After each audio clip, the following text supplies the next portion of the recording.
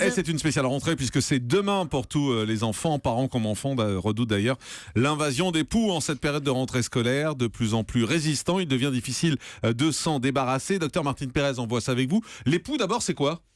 Alors, c'est une petite bête, un petit insecte, un petit parasite qui a une petite tête, un petit corps, 3 pattes munies de pinces, et ces pinces, elles s'agrippent à vos cheveux. C'est pour ça que c'est très difficile de s'en débarrasser. En plus, les poux de tête ne vivent très bien que dans la tête. Donc, ils se nourrissent avec votre sang en vous piquant, c'est pour ça que ça vous démange d'ailleurs. Ensuite, ils pondent des lantes, une fois après la copulation, si je puis m'exprimer ainsi. Il s'en passe des choses dans notre tête. Il se passe des choses dans nos têtes, évidemment. C'est dégueulasse. Ils copulent sur notre tête. Voilà, exactement. Et les poux pondent 10 lantes. 10 œufs par jour pendant 20 jours environ. Je ne sais pas si vous voyez un petit peu la quantité et la multiplication, elles sont extrêmement prolixes et voilà. Et c'est pour ça que c'est dur de s'en débarrasser. Et comment les enfants attrapent des poux ? C'est quand on est sale ? Alors pas du tout. Rassurez-vous, si votre enfant attrape des poux, si vous en attrapez, c'est pas du tout une question d'hygiène, c'est quasiment inéluctable. Ah bon ? Actuellement, en permanence, 20% des enfants des écoles primaires sont infestés par des poux. C'est dire si c'est pas un problème de riches, de pauvres, d'hygiène, etc. Alors comment on les attrape ? À l'école, c'est surtout en école primaire, on se penche vers son petit collègue de classe pour lui chuchoter et hop, c'est par contact direct.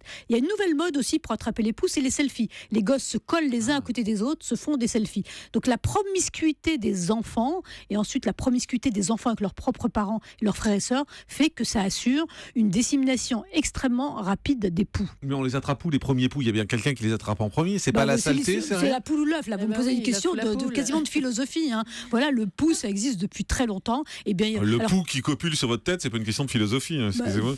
Un peu aussi. Il faudrait y réfléchir plus longtemps. Bon, comment on sait si on a des poux ?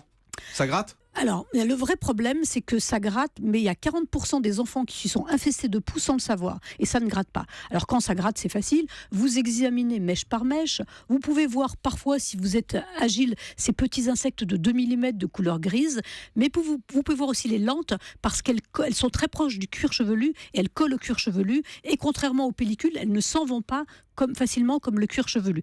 Mais effectivement, parfois, ça ne donne aucun symptôme. Et donc, quand vous apprenez que dans votre entourage, quelqu'un a des poux, un enfant a des poux, vérifiez la tête de tous vos enfants et même des adultes. Qu'est-ce qu'il faut faire si on découvre que son enfant a des poux ? Alors, la première chose à faire, c'est de prévenir la maîtresse. Ça peut vous sembler idiot, mais si vous traitez votre enfant contre les poux et que les autres enfants de la classe ne sont pas traités, eh bien, tout le monde va être contaminé et ça va ne servir à rien. Votre enfant se recontaminera 15 jours plus tard. Donc, quand vous avez des poux, première chose, prévenir votre entourage, surveiller la tête de vos enfants, de vos parents, vraiment de toute la famille. Alors, bien évidemment, il existe beaucoup de produits contre les poux en pharmacie, on ne sait jamais lequel prendre. Ils se valent ? Alors, comme je vous l'ai dit, avant, il y avait les pyrétrines qui étaient extrêmement efficaces. Presque tous les poux sont devenus résistants à ce produit. Alors, il y a des produits qui sont des produits chimiques qui sont neurotoxiques pour les poux et donc ça détruit les poux, mais il y a de plus en plus de résistants. Les poux sont très malins, ils mutent, ils se modifient et ils résistent aux produits. Alors, maintenant, on fait des duos, c'est des bithérapies, si je puis dire. On met 2 produits chimiques dans le produit contre les poux. Le problème, c'est que ces produits tuent les poux, mais pas les lentes, et donc il faut recommencer 8 jours après.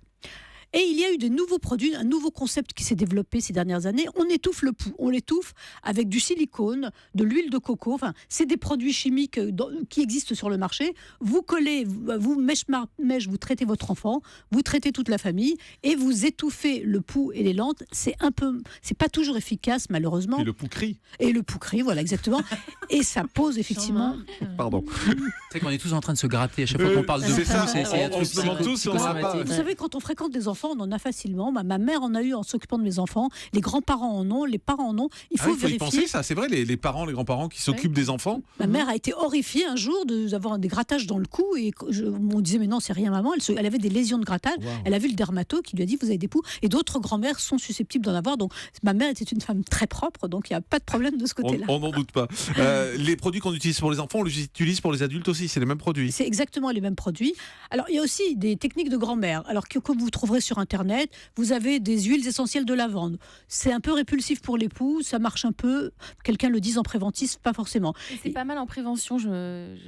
en prévention sur l'oreiller. Sur l'oreiller. Oh, ça se dit. Mais il paraît que c'est dangereux, les huiles essentielles. On a dit Oui, que ça pouvait donner. Attention, pas Très d'huile irritant. essentielle de lavande pure mis en contact direct avec la peau. Donc ça peut être utilisé, mais dilué ou effectivement sur les tissus, sur les oreillers, sachant que les poux, ça ne saute pas. Ça aussi, c'est une idée reçue qu'on a souvent en disant ça saute d'une tête à l'autre. Ah, ça Non, saute il faut pas vraiment, non, ça saute pas les poux. Il faut Ça vraiment se un colle. contact direct. Donc c'est pour ça quand on échange des bonnets, des vêtements ou quand on a la tête collée, là ça peut passer d'une tête à l'autre, mais ça ne saute pas. Mais ça vise sur les coussins, par exemple, on dit souvent après qu'il faut laver les têtes d'oreiller, les housses de couette, les coussins, Alors, parce que quand les enfants dorment, en fait, ça continue à vivre sur les coussins. Alors, le pouls vit 2 mois sur les têtes. C'est-à-dire que vous voyez, il a le temps de se reproduire, de se multiplier, de se 2 circuler 2 mois sur les têtes. Mais quand vous le mettez sur une surface comme une tête d'oreiller, a priori, ça vit 3 jours à l'extérieur de la tête. Ils adorent la tête parce qu'il se nourrit uniquement avec du sang. avec Ah du ouais. sang, en vous piquant. Et quand il vous pique, ça vous donne envie de vous démanger.